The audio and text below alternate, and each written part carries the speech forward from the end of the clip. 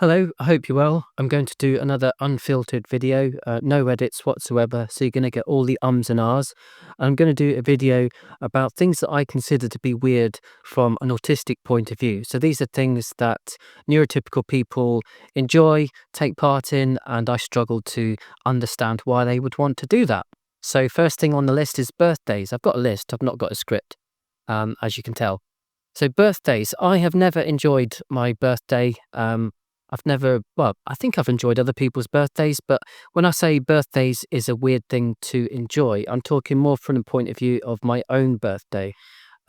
Because believe it or not, despite having a YouTube channel and being a massive show off, I don't like being the center of attention. Why is that? I'm not quite sure now, having put it on my list. Um, no, well, firstly, birthdays I find an odd concept to celebrate because I didn't choose to be here. Um, and as you can tell by the tone of my voice and my facial expression, I'm thrilled to be here now that I am here. Anyway, birthdays, is you arrive. Why would you want to celebrate that every year? It's a coincidence. 365 years later, oh, it's the same date as the date you were born, although it's not the same because you can only ever be born on one day. It's not the same. It's not a birthday. You can only have one birthday because you can only be born once. So I have a problem from the start. I had a problem as soon as I entered the world. Anyway, bad jokes to one side for a moment.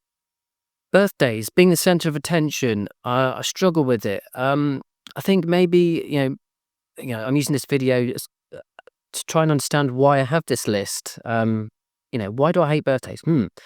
Because yeah, it's a random celebration of a one-off event, and I don't see why there should be so much fuss about me arriving in the world because I'm not very special.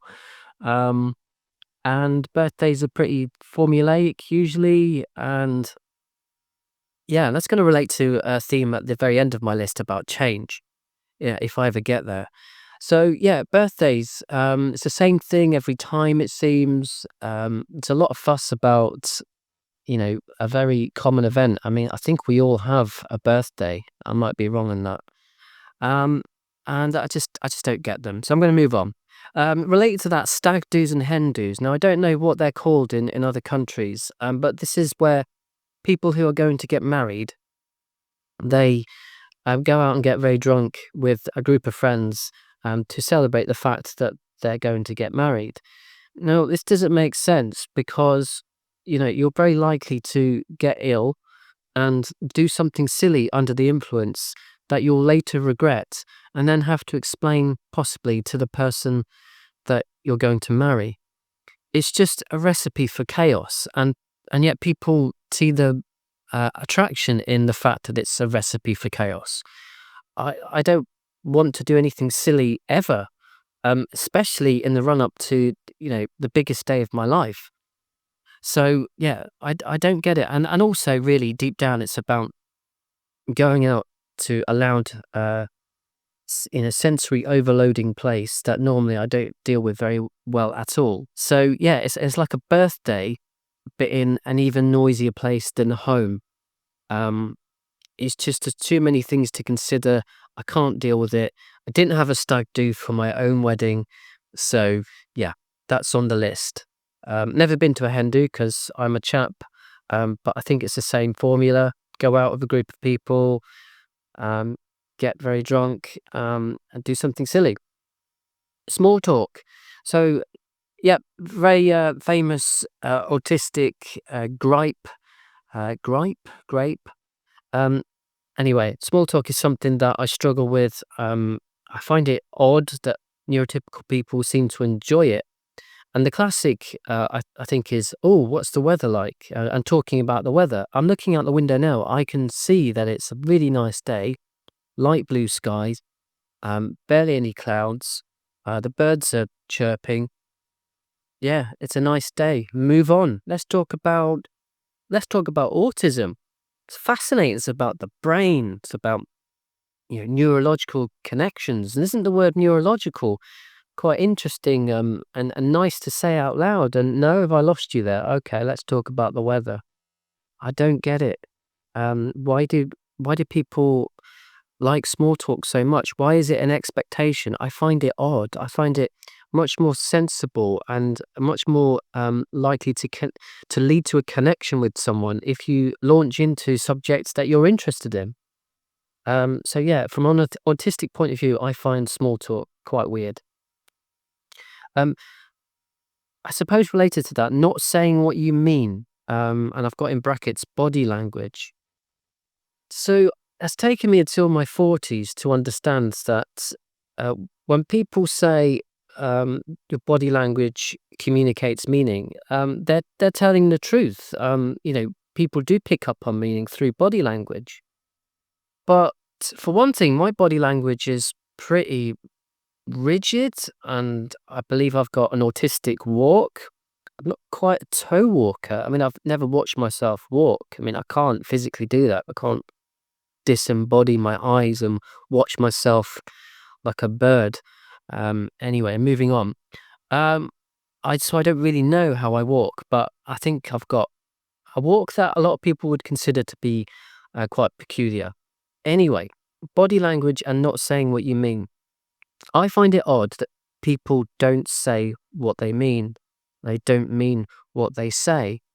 Now, words, I've said this in another video, they're surely designed to convey meaning. Words are little parcels of meaning, and you string a few parcels together, and you've got Christmas, you've got good times, you've got a meaning. Use words. That's what they're there for, to convey meaning. Why are you spending time interpreting my body language, my facial expression? I have a mono face, an autistic mono face. I have to consciously tell myself to smile. I struggle to smile. I struggle with small talk. I struggle with what neurotypical people might consider to be basic facets of communication. But that still doesn't remove the opinion I have that not saying what you mean is an odd thing to do or not do. Just say what you mean. Stop trying to assess what I'm trying to say by the angle of my shoulders. Just listen to the words. We have probably quite a similar vocabulary. Let's use the vocabulary that we both share and be upfront for each other, so there's no doubt and we have clarity and we know where each other stand. And anyway, so I find it odd that people don't say what they mean and try to assess meaning through body language and facial expressions and tone of voice. And I do get that, if I say hello and if I say hello, oh, it's a bit odd, but you know what I mean? I've said it in a different ways, so there's an underlying emotion that's different in the second version of hello than in the first version. I get that, but just use words and latch onto the meanings, and we're all good. Eye contact. What is this about eye contact? Again, the classic, you're autistic, you don't look at me when I'm talking to you. Why? I just looked off the camera then to help me formulate what I want to say. What's the problem with that? I think people think that a lack of eye contact conveys a lack of honesty, which is bizarre. From an autistic person's point of view, as I've just alluded to, really, I like being honest by saying what I mean. So if I'm not looking at you, why would you interpret that as me being dishonest or shifty or untrustworthy? Not at all. I'm just trying to think about the words that I want to say, and then I'm saying them. Not looking at you helps me think. It's not that I don't like your face. Why do neurotypical people insist on eye contact? Do you want me to stand right up to your face? Do you want us to literally rub eyeballs against each other? What is it about eyes that are so special? Just listen to the words. Stop reading something that isn't there. I'm autistic. I find it uncomfortable to look at you in the eye. It's not because I don't like you. It's not because I'm dishonest. It's to help me figure out what I want to say. Thank you. Not having special interests. Um, I do find this so odd. Um, I mean, everyone's interested in something, surely. Um, and surely everyone's got a special interest to some extent. And yet, autistic people have this reputation as being like the only people who have special interests. Um, this really still blows my mind because, obviously, I've only, the last 3 years found out that I'm autistic. Until then, I assumed that everyone had special interests. Like loads of people will go and watch football every weekend, sometimes twice a week. They'll play football. They'll watch football on the TV. They'll go to matches. They're obsessed with football. That's a special interest. And it's massively popular. So, and I love football as well. So that made it even more difficult for me to realize that I'm autistic because one of my special interests was shared by so many people, like arguably the majority of people in this country anyway, in the UK. So yeah, I find it odd that people wouldn't have a special interest, whether it be football, whether it be reading, um, just watching YouTube videos like every day. I mean, that surely, if you're doing it every day, it's a special interest because clearly you enjoy doing it. I think maybe becomes it becomes autistic or categorized as autistic when it's associated with self-regulation. Because my special interest, like making these videos, it gives me structure, gives me something to look forward to. But more to the point, it helps me calm down in a world of chaos, so in a world that's not designed for me. I've got control over this. I could delete this video if I want, and maybe I should. I can start all over again. I'm in my bedroom. There's no one else here. It's calm. It's peaceful. I'm in control. And special interest is having a special interest for me is about that. It's about being in control of your environment, being able to focus on something you enjoy, and being at peace with the world. So I find it odd that people sort of look down their nose at special interests, or even don't have a special interest themselves. How do you not? Empathy. Wow. Well, autistic people have a reputation for not having empathy. I mean, I'm shaking my head. It's just disdainful to even sort of say it out loud. I mean, surely by now, most people have realized that it's a complete myth that autistic people can't show empathy. There is a double empathy problem. Damien Milton, I think it was a 2012 book, info dumping.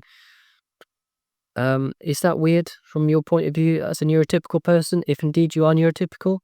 I don't think info dumping's weird. It's giving context, and I'm going off on a tangent, oversharing, info dumping.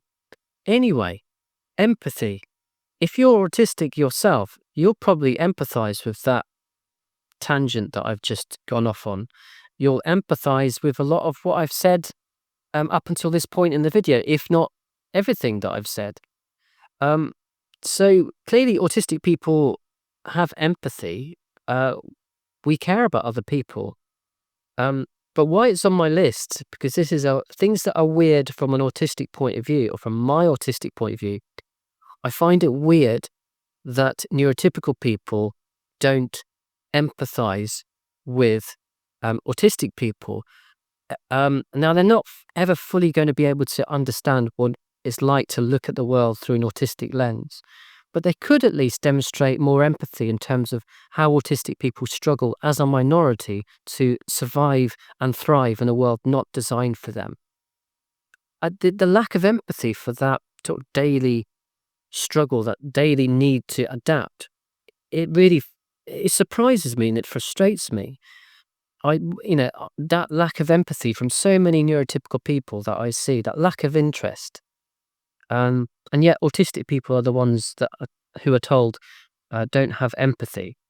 No, not true. So I find it odd that people say that about autistic people and at the same time don't show empathy to autistic people. Just a little bit of effort. That's all it is. Finally, resistance to change. Now, again, autistic people get the reputation for being resistant to change. And yet I find that neurotypical people are often the ones who are resistant to change. They insist that things be done in a certain way. They insist on the same ceremonies, like birthdays, and the same format for the ceremonies. Like weddings, they're generally all the same, aren't they? Why? Do they have to be? I mean, traditions. That's by definition, that is doing the same thing that has been done for a long time. And I've always been the person in the room that's gone, hang on, do we need to do things like that? Maybe we could do things in a different way. And then, of course, you get accused of being troublesome or obstructive. And this has caused me problems at work. When I didn't know that I was autistic, that I am autistic. So the resistant to change thing is not solely autistic trait. I find that lots of neurotypical people are bizarrely wedded to certain traditions, ways of doing things. I've talked about ceremonies. There'll be all sorts of habits, patterns of behavior that neurotypical people see as natural, as normal, which I consider to be odd. And I haven't got a list. As I've already said, this isn't scripted, this is unfiltered. But if you want to share any examples of a neurotypical behavior that you consider to be odd from an autistic point of view, then please let me know about them. It could be content for another video. I could just focus on the neurotypical resistance to change. I'm going to be slightly mischievous by ending on the royal family, because I've got that in brackets next to the words resistance to change. I'm sorry if you are a royalist, but many people would say the royal family is part of tradition, and we should keep the royal family. It's part of our national identity. And I'm like, no, they're massively wealthy parasites. Why do they exist in the 21st century? This is a relic from bygone days. Can't we change that? It seems to me that you're more likely to question that setup if you're autistic by thinking outside the box than if you're neurotypical people and just accept that that's the way things are done. And that's, the royal family's part of the furniture now. Very expensive furniture. We're paying for that furniture. So slightly contentious way to end the video. Again, if you've got any views about the royal family or my comments on resistance to change and an autistic or neurotypical point of view on that, then let me know. And if you want to correct me on anything I've just said, well, good luck with that, because all of what I've just said are my opinions. So they're neither right nor wrong. They're just my opinions. I'm taking that line from Paul at Adult with Autism. I'm sticking to it. Try to convince me I'm wrong. Anyway, I'm rambling once again. I'm going to stick up this video with no editing whatsoever, apart from putting in the so-called chapters. Give it a little bit of structure, something to look at other than my miserable face. Thank you for bearing with me as usual. I hope this was fun. It might have even been informative. I don't know. I doubt it. Take care. I'll see you for the next video. Bye.